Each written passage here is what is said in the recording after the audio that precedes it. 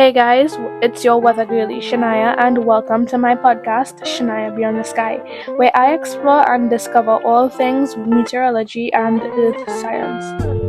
Today is Weather Wednesday, and we are going to look at tornadoes. So I'm going to read a story for you, and I'm going to react to it. So let's get into the podcast.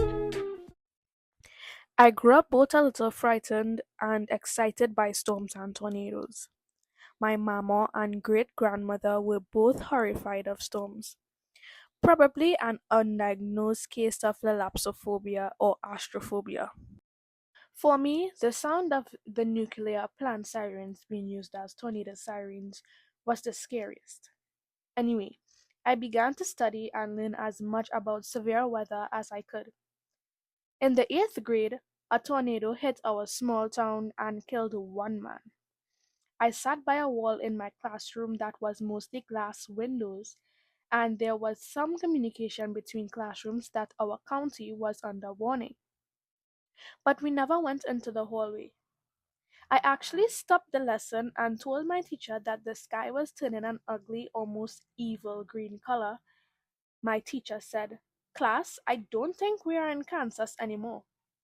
It touched down less than a mile from us. April 27th, 2011 was a sad and horrific day for the Southeast. I worked at a hardware store, and although we weren't directly hit, 2-inch PVC pipes were sucked from outdoor racks and shot 14 inches into a neighboring yard. Later that night, I found mail in my yard from Cullman, Alabama. I also found coloring assignments from an elementary school somewhere I didn't even recognize. I prayed that night he and my neighbor Mrs. Brooks were safe. I say these names because it's forever etched in my mind. My mother and aunt saw insulation and siding scattered in our yard. We remember 2x4s flying high up in the sky like helicopter propellers. We were blessed and spared that day. Fast forward almost 9 years, I was visiting a friend's house for an Easter cookout. I was well aware of threat of the storms going into the night.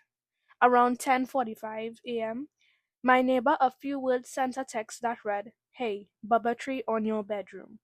I have a saw if you need it. It's in your carport." Apparently, a non-severe storm hit the area and a medium-sized tree hit my house. Frustrated, I jumped into my car and headed home. It was odd because with the rain, I figured the atmosphere had stabilized some. Anyway, I pulled in, and it was lightly raining. My neighbor, wearing a pink bathrobe, nodded towards the carport, in a manner that said, "It's right there." I waved and said thanks, and that I'd return it in the morning. He nonchalantly raised his bear and nodded. I unlocked the door, grabbed a hoodie, and turned the lights on and went to assess the damage with the saw in hand. It was roughly 11:30 a.m. As I got to the tree, I realized my pink-robed sporting neighbor had put his ladder up for me right where I needed it.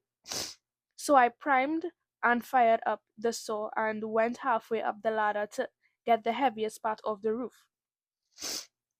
The rain had picked up and I began cutting, my mind thinking about how to cover up the roof. I had forgotten the weather as I argued in my mind, almost in a trance, about the quickest and easiest way to get this done. It was like someone snapped their fingers in my face. It was like I woke up and realized it was deadly still. No rain, no breeze, just the saw rumbling and vibrating in my hand. Out of the corner of my eye, I see my pink robe sporting hero, and I do mean hero, waving both hands, one of which still clung to a bear. I cut the saw off and looked at him as he began pointing off towards the west. It was then that I heard the rumble of the notorious freight train. I saw power flashes and knew it was coming. I dropped the saw, which stuck straight up in the ground, and gracefully slid down the ladder. Which I am a grizzly bear of a man, at 285 pounds with a height of 5'7", and heart of a teddy bear. So graceful wasn't typically used to describe me. I grabbed his saw and noticed like a ghost he was gone inside. I rounded the carport and flung open the door, and just like I would any other day, kinda flung it behind my back to close it with 3 fingers, only to have it meet the wind and come back on me. I slammed it shut as the power went out. My living room looked eerie as I could see flashes of lightning as well as power flashes. I jumped into a half bath that was inside and slammed the door and laid down and covered my head and prayed for forgiveness and for my family. My mind was racing with a million thoughts, regrets, prayers, etc.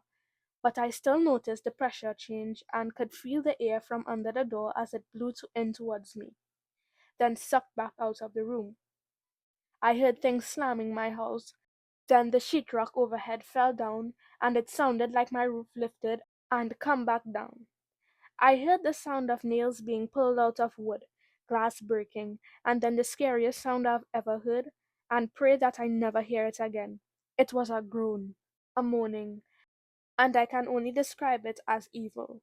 It caused me to shake from head to toe, and that shaking continued from April 12th until the day I met my girlfriend in early August.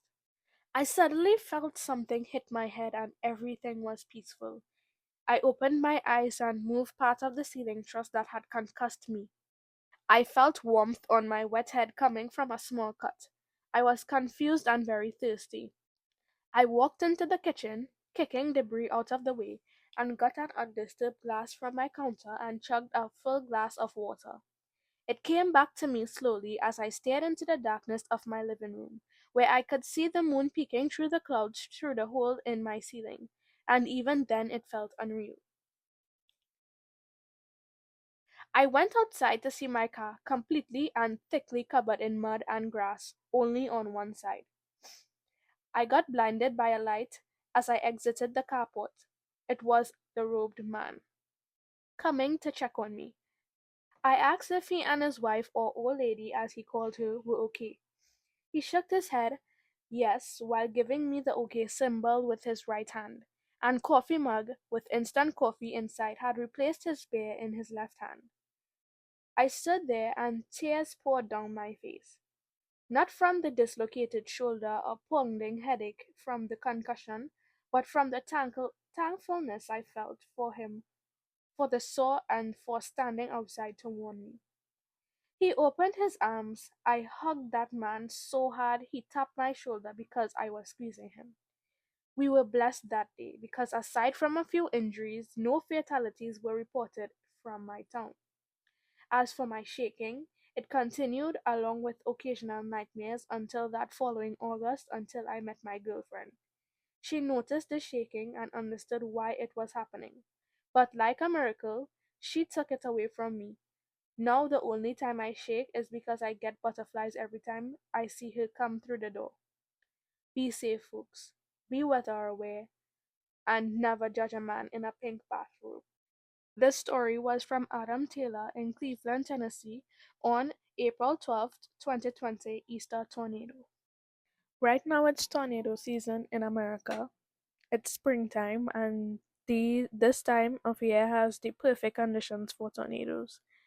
Next week I'll talk about how tornadoes are formed, but this week I'm going to talk about this story. So, imagine if that man have had not warned Adam about the hurricane that was approaching.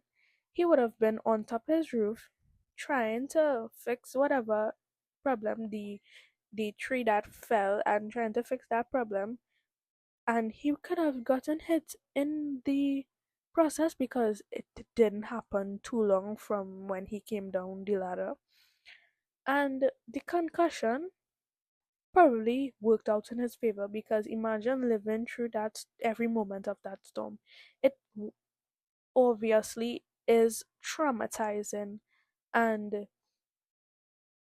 even though he got a concussion, I think that being asleep during something like that worked out well in his favor. Even though he still got traumatized and he was shaken until he met his girlfriend, it probably saved him from more trauma.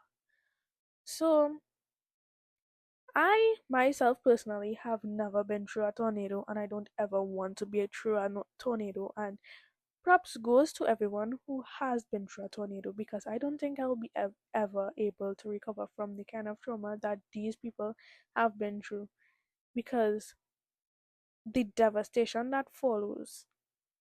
And even if you have a tornado shelter, because people who live in tornado areas usually have a tornado shelter outside their homes, it still has a lot of financial losses, because damage to property, and animals are gone, and people's livestock and farms have been uprooted, and everything is just gone.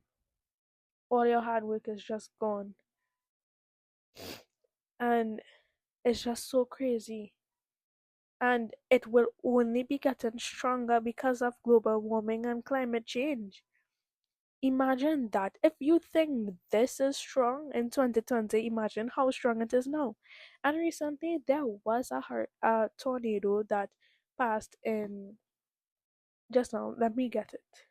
So, with tornadoes, there are storms. So, imagine a hurricane with a tornado. Recently, there was a tornado in 10 states in America, including Mississippi, Texas, Arkansas, and it killed 18 people. There was so much damage to property, and it was so horrific. I don't ever think I want to ever I could never imagine myself being in a tornado. I really can't. I really can't, because it's so traumatizing and crazy. I haven't even experienced a terrible hurricane yet, and I never want to experience it. So I don't even know how I'll deal with a hurricane. So yes, my heart goes out to all the families that has lost their loved ones and properties, and everything from this tornado that has, actually, tornadoes in general. If you have been affected by a tornado, my heart goes out to you and my prayers goes out to you, because that is something else. Natural disasters are nothing to play with. And that's it for today. Well, that's a wrap for this podcast today. Stay tuned for next week's Weather Wednesday episode, and look out for more daily weather updates every single day. Follow my Instagram at Shania Beyond the Sky _ and don't forget to like, comment, share, and subscribe so that you can be a part of this little community.